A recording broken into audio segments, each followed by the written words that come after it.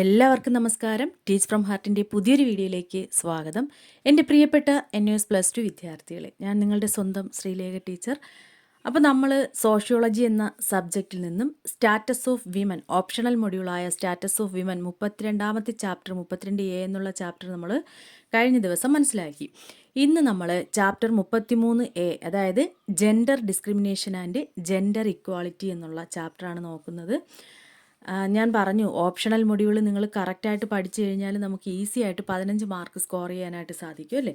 അപ്പോൾ നമുക്ക് എന്ത് ചെയ്യാം, ഇതിലെ പ്രധാനപ്പെട്ട വൺ വേർഡ് ക്വസ്റ്റ്യൻസും അതുപോലെ തന്നെ ഷോർട്ട് ക്വസ്റ്റ്യൻസ് ഇമ്പോർട്ടൻ്റ് ഏതൊക്കെയാണെന്ന് കൂടി ഞാൻ നിങ്ങൾക്ക് പറഞ്ഞുതരാം.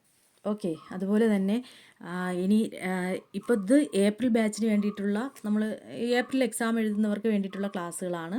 ഒക്ടോബർ ബാച്ചിന് വേണ്ടിയിട്ട് എവിടെയെങ്കിലും അഡ്മിഷൻ എടുത്തവരുണ്ടെങ്കിൽ ട്യൂഷന് വേണ്ടിയിട്ട് നമ്മളെ സമീപിക്കാം. ഇതിൽ കാണുന്ന നമ്പറിൽ, നമ്മുടെ ചാനലിൽ നമ്പർ ഉണ്ടാവും, അതിന് നിങ്ങൾ എന്ത് ചെയ്യുക, കോൺടാക്റ്റ് ചെയ്യുക. അതുപോലെ തന്നെ പുതിയ അഡ്മിഷൻ എടുക്കുന്നവരായിക്കോട്ടെ, സ്പെഷ്യൽ ട്യൂഷനോ നോട്ട്സോ എന്ത് ആവശ്യത്തിനായാലും നിങ്ങൾക്ക് കോൺടാക്റ്റ് ചെയ്യാവുന്നതാണ്. ഓക്കെ, അപ്പോൾ നമുക്ക് ഫിൽ ഇൻ ദ ബ്ലാങ്ക്സ് നോക്കാം.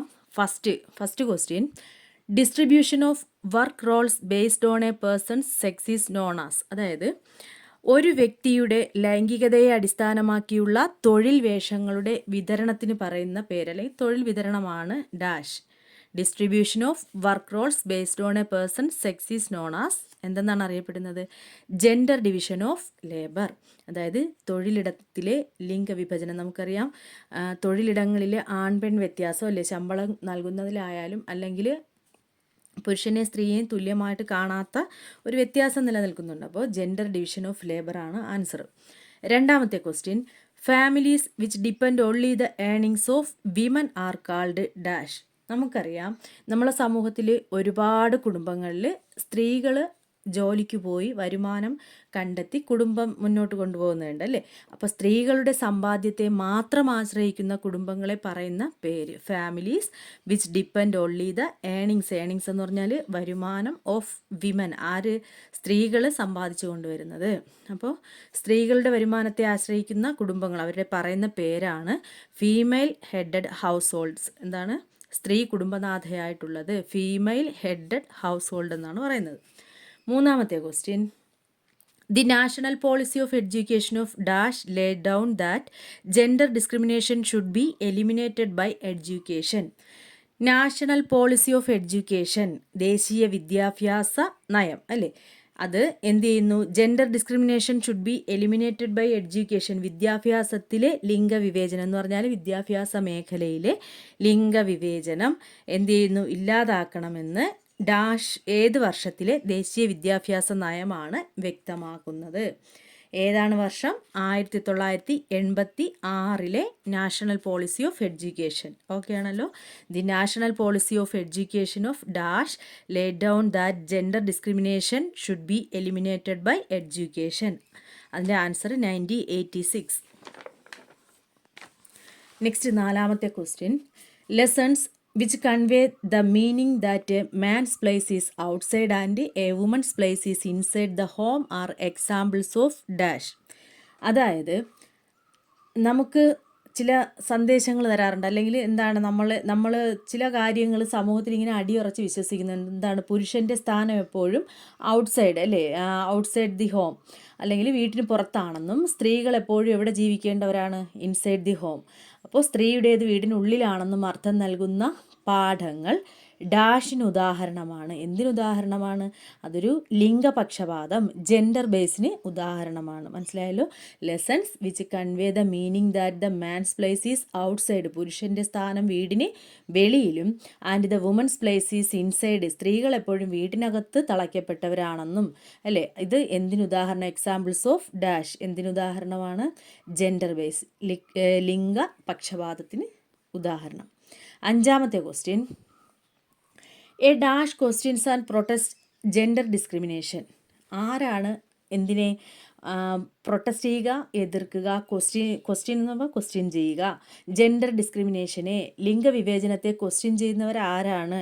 എ ഡാഷ് ആരാണ്? ഒരു ഫെമിനിസ്റ്റ് അല്ലേ, സ്ത്രീപക്ഷവാദികൾ എന്ത് ചെയ്യുന്നു? ഇതിനെ ക്വസ്റ്റ്യൻ ചെയ്യുന്നു, ജെൻഡർ ഡിസ്ക്രിമിനേഷനെ ക്വസ്റ്റ്യൻ ചെയ്യുന്നു. എ ഡാഷ് എന്നുള്ളിടത്ത് feminist, feminist questions and protest gender discrimination.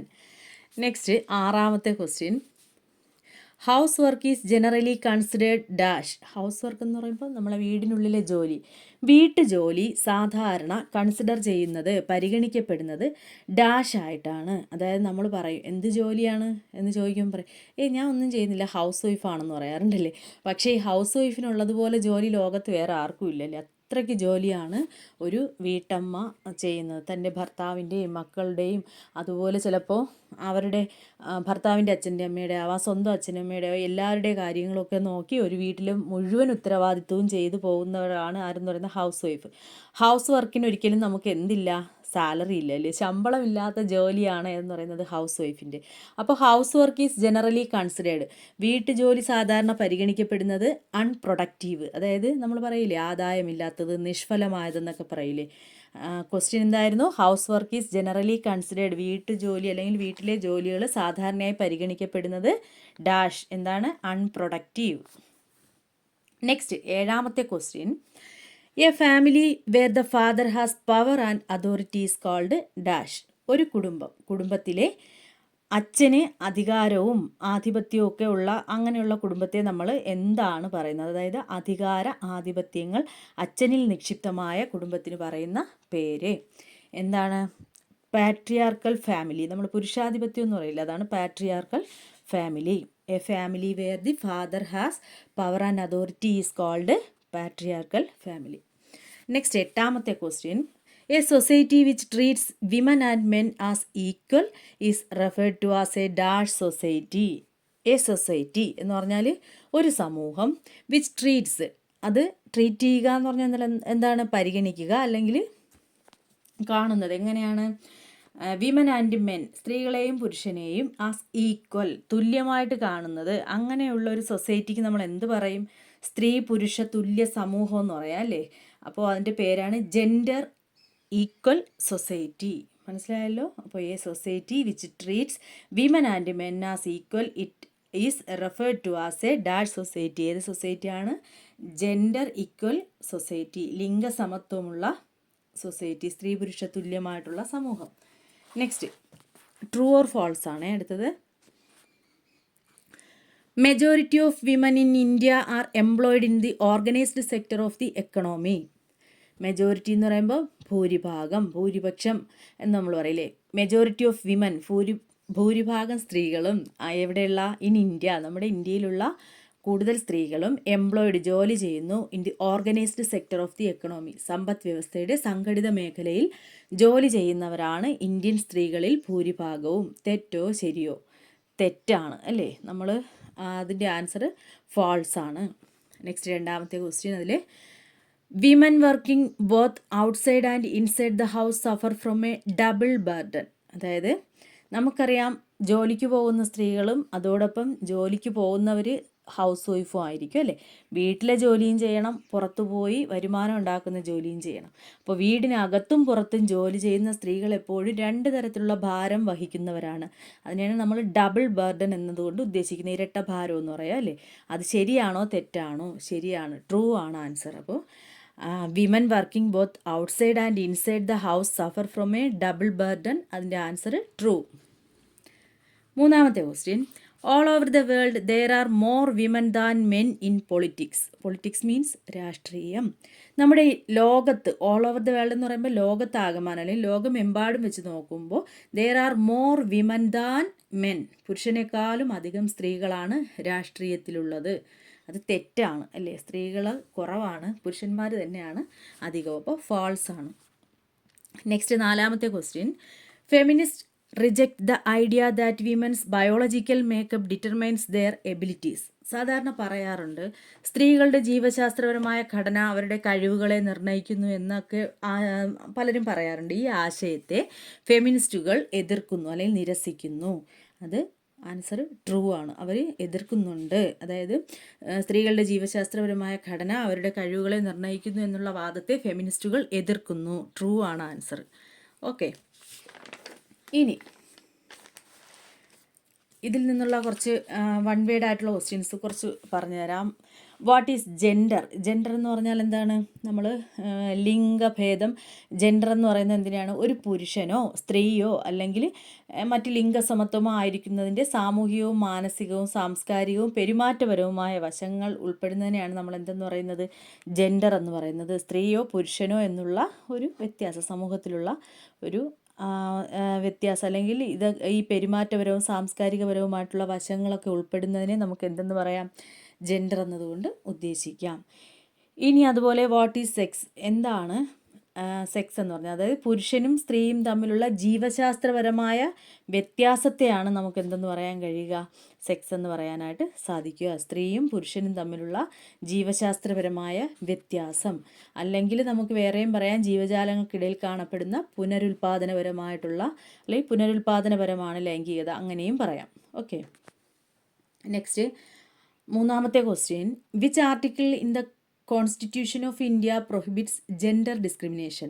നമ്മുടെ കോൺസ്റ്റിറ്റ്യൂഷനിൽ, ഭരണഘടനയിൽ ഏത് ആർട്ടിക്കിളാണ് എന്തിനെ പ്രൊഹിബിറ്റ് ചെയ്യുന്നത്, എതിർക്കുന്നത്? ജെൻഡർ ഡിസ്ക്രിമിനേഷനെ. ഏതാണ് അത്?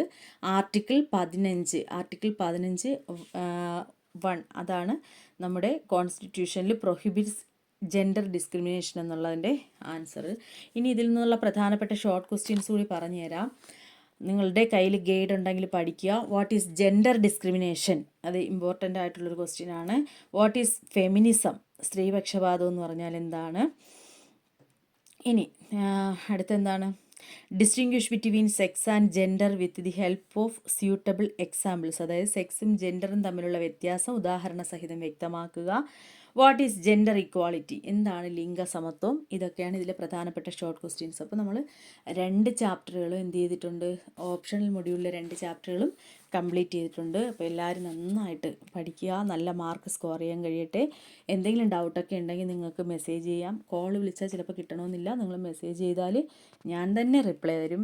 ഓക്കെ, നിങ്ങൾക്ക് എന്തും തുറന്ന് സംസാരിക്കാം, വേറെ പ്രശ്നം ഒന്നുമില്ല. നിങ്ങൾക്ക് എപ്പോൾ വേണോ വിളിക്കാൻ ചിലപ്പോൾ കോൾ എടുക്കാൻ പറ്റിയില്ലെങ്കിൽ നിങ്ങൾ മെസ്സേജ് ചെയ്തിരുന്നാലും മതി. ഓക്കെ, അടുത്ത് നമുക്ക് മറ്റൊരു ഇമ്പോർട്ടൻറ്റ് ചാപ്റ്ററിലൂടെ ഇതുപോലെ ഷോർട്ട് ക്വസ്റ്റ്യൻസും വൺ വേഡ് ക്വസ്റ്റ്യൻസും ആയിട്ടൊക്കെ കാണാം. അപ്പോൾ എല്ലാവരും നന്നായിട്ട് പഠിക്കണം. എല്ലാവർക്കും ഓൾ ദ ബെസ്റ്റ്. ഓക്കെ.